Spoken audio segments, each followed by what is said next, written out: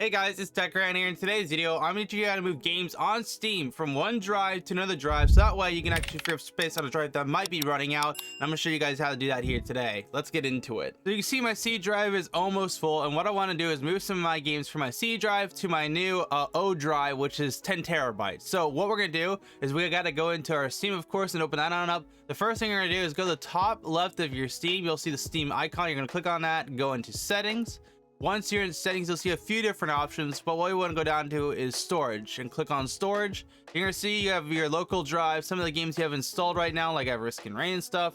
And what you're going to do is click on local drive, go down and click add drive, because sometimes what you'll do is have the add Steam and it won't have all your drives added already. So you got to make sure to manually add your drives here. So what we're going to do is look for my new 10 terabyte drive, which is this one right here. I was so confused by this external one. That's something completely different. So we're going to click on that, click add drive, and with that we have now our 10 terabyte drive added. And of course, just do the same process for your, of course, PC.